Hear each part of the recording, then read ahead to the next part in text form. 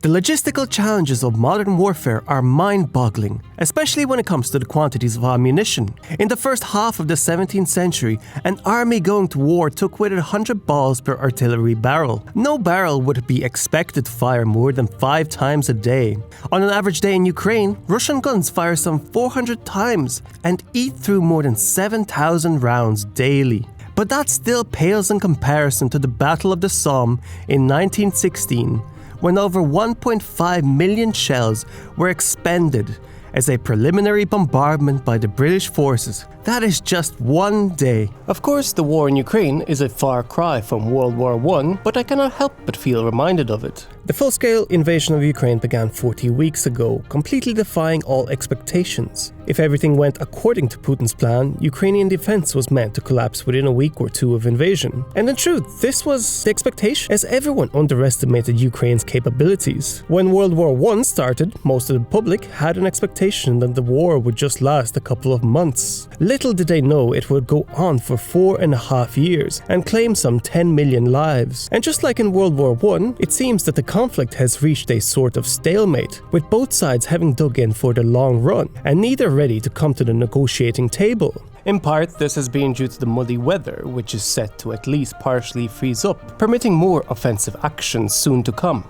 Heavy snowfall was expected in Kiev starting on Sunday, November 27, bringing below freezing temperatures. For Ukraine, this is both good and bad. First of all, this is not welcome news for the civilians. Russia's strategy of bombing Ukrainian infrastructure in order to black out the population is going to start having a serious effect. Electricity producers are only able to cover 3/4 of consumer needs in the country, while citizens of Kyiv, for example, are only expected about 4 hours of electricity per day. Any more strikes on public infrastructure are likely to make the situation more difficult, and I'm sure Russia is counting on this, as it has dug in, attempting to hold territory, waiting for winter to take its toll. But it works both ways. Ukraine knows Russia is going to be at its weakest during the coming winter months, as the weather favors Ukrainian military, which at the moment is better prepared to face the cold. It will probably never get cold enough for any soldiers to become hypothermic, but frostbite is definitely on its way.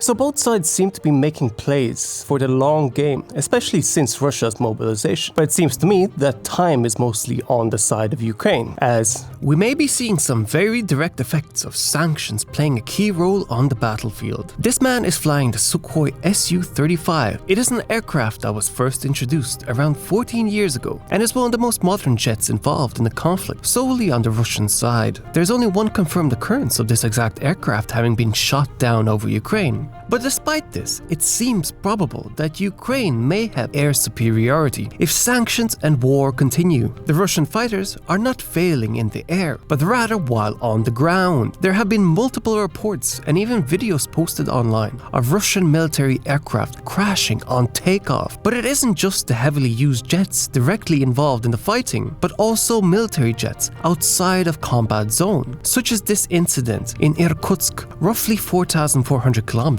east of Ukraine. The jets involved in these failures require proper maintenance, tools and materials, things Russia has been deprived from.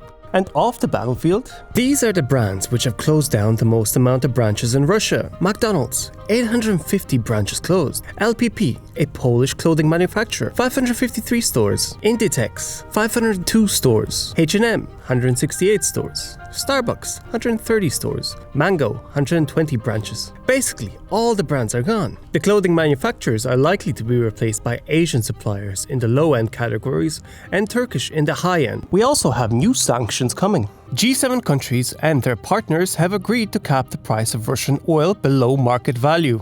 Russia invaded Ukraine on the 24th of February. The market price per barrel was hovering around $90.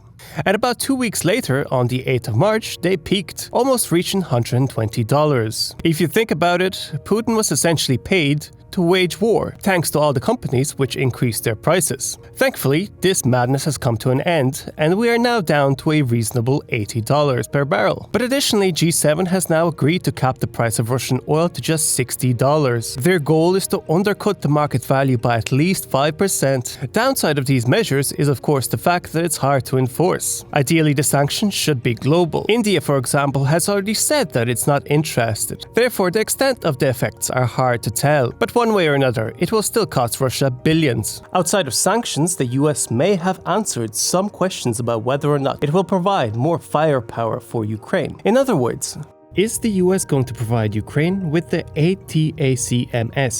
Providing these would allow Kyiv to strike high-value targets, well beyond the range of Ukraine's current capabilities. The worry is, of course, that this will cause an escalation with Russia. The risk can be mitigated by requiring the use of the system only within the territory of Ukraine. Not to mention that the weapon is being shared out freely to nervous European countries, such as Romania, Poland, and orders have already been approved for Lithuania and Estonia. For the moment at least, it seems that the US will not be sending them, because there is a cheaper alternative. The ground-launched small-diameter bomb provides a range of around 150 kilometers and can be launched with the HIMARS system, which Ukraine already possesses. The new bombs could be delivered early next year. It seems to me that Ukraine's needs aren't the only considerations here. Europe is scrambling for weapons. Lockheed Martin's order books are filled, and Ukraine is not the country which is going to pay the bills anytime soon. In the end of the day, this war is not just expensive for Russia. With the mounting costs, there are of course more and more rational voices urging us to look into peace. And certainly 3 months ago, it still seemed logical that negotiations would soon get us out of this. We are not going to see peace in Ukraine anytime soon. Here are 4 reasons why. The interests of Russia and Ukraine do not overlap in any reasonable shape. With momentum of victory on its side, Ukraine is no longer willing to relinquish any of its territory, and it might even be willing to take back Crimea. Despite the setbacks, Russia still possesses a huge amount of Ukrainian territory, and it has no intention of giving any of it back, not to mention that it won't be able to pay any war reparations.